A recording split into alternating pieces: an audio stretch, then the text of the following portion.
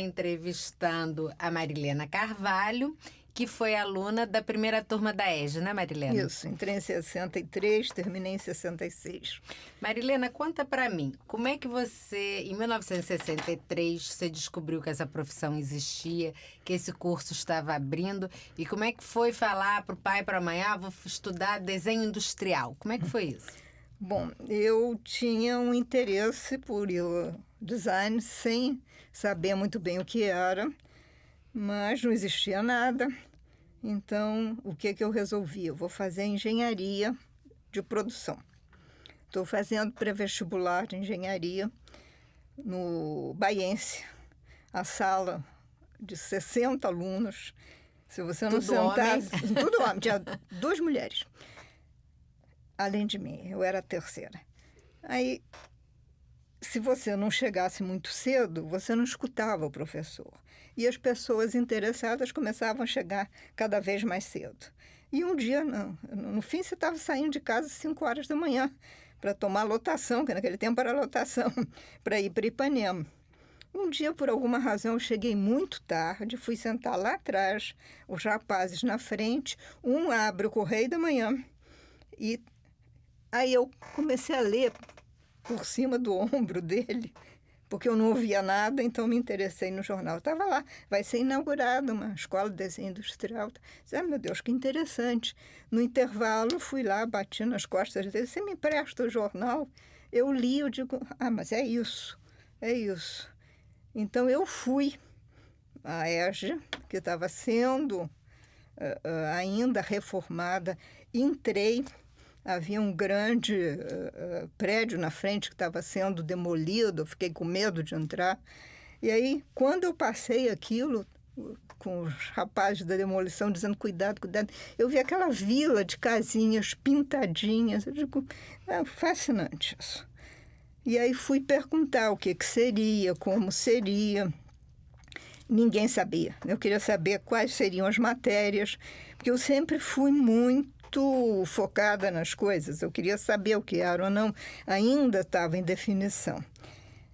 E passei a voltar lá, porque foram meses. Uhum. Larguei o pré-vestibular e comecei a querer saber o que era aquilo. Fui para a biblioteca da Embaixada Americana e lá eu encontrei o livro do Henry Dreyfuss, Designing for People, em que ele conta toda a trajetória dele e o escritório dele, como era, como ele desenvolvia projetos. Eu disse, é isso que eu quero fazer. Isso me influenciou muito. Era exatamente o tipo de atividade que eu queria. E aí, finalmente, abri o vestibular. Em casa, todo mundo achou ótimo. Era uma novidade, era a vanguarda, a indústria estava surgindo, né? Era após o governo JK. Existia uma crença, você acha, muito forte na industrialização brasileira naquele momento? Havia uma esperança. A gente vinha dos anos do governo do Juscelino, em que tudo era dourado, eram os anos dourados.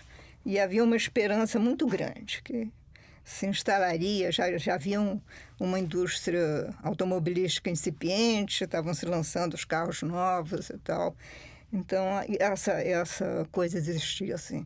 E professores e alunos acreditavam, assim, que existiria um mercado para essa turma que estava se formando. Quando eu digo essa turma, enfim, essa geração de designers que estava se formando. Olha, foi uma coisa muito especial. O primeiro diretor era o Maurício Roberto, que depois saiu, e ele aglutinava todo mundo. Ele era uma pessoa que dizia aos alunos, vocês estão criando uma coisa nova, vocês estão fazendo uma profissão. Então, ele alimentou muito isso. Uhum. Vocês são diferentes, vocês fizeram um vestibular diferente. Uhum.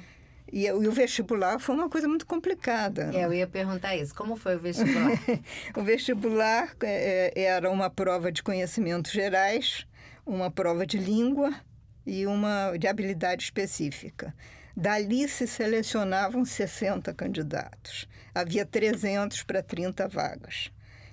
E, Na primeira turma já tinha tanto candidato assim? sim, porque havia pessoas que estavam esperando isso há anos. Uhum, A minha turma tinha 5 arquitetos, uhum, 3 professores de desenho. Eram profissionais, era todo novinha, saindo de colégio, era eu, Kiki e mais um menino. O resto tudo já tinha sua vida profissional, já eram formados, já tinham seu trabalho. Enfim, era uma coisa, até em termos de idade. Nós éramos os bebês e eles eram os mais velhos. E então era uma coisa que todo mundo se achava especial. Destes 60, então foram para uma entrevista 30. Com Berg Seriam Miller? com Berg Miller, com 11 professores. E tinha que se apresentar um currículo também. Então, estou eu na fila, na minha frente. Havia uma moça que tinha estudado artes gráficas na Suíça, tinha feito estágio aqui e acolá. Eu tinha nada, eu tinha saído do científico. Então, eu digo, eu não vou passar. Fiquei, assim, muito tímidazinha, né? No fim, ela não entrou e eu entrei.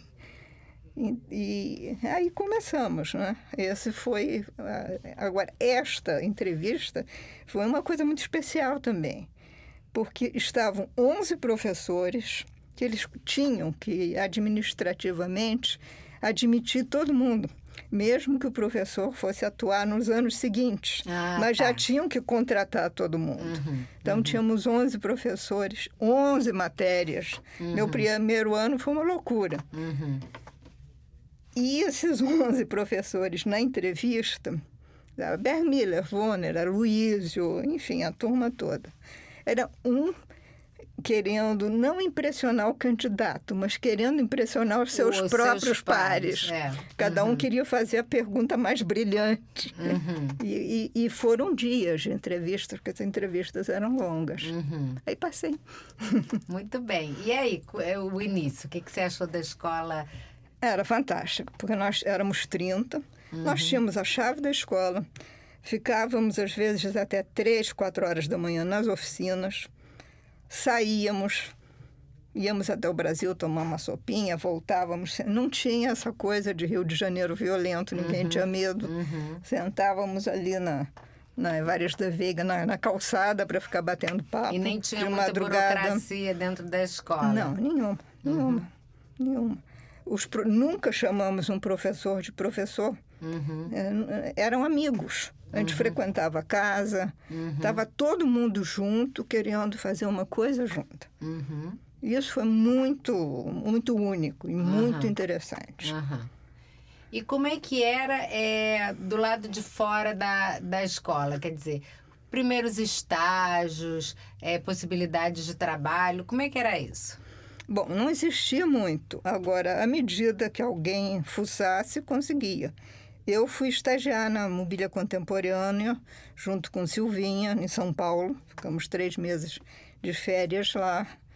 E aí, às vezes, alguém conseguia um estágio. Estagiei também com o Luiz Fernando. Ele tinha um escritório de montagem de exposições. Me lembro. Então, fui um pequeno estágio lá. Então, como o círculo era muito pequeno, também ajudava, né? Tinha pouca coisa, mas também não tinha tanta concorrência. E existiam os estágios, sim. Agora, muita gente não podia nem fazer os estágios porque exatamente estava ocupado. Esses que tinham seu trabalho, eram casados, tinham filhos, esses tinham uma vida muito difícil, porque era quase que horário integral.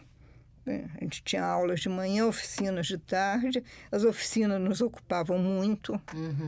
A gente tinha oficina de madeira, de metal, de gesso, tipografia, fotografia. Essas ainda eram da minha época. Agora não, agora é coisa diferente. Agora são outras oficinas, né?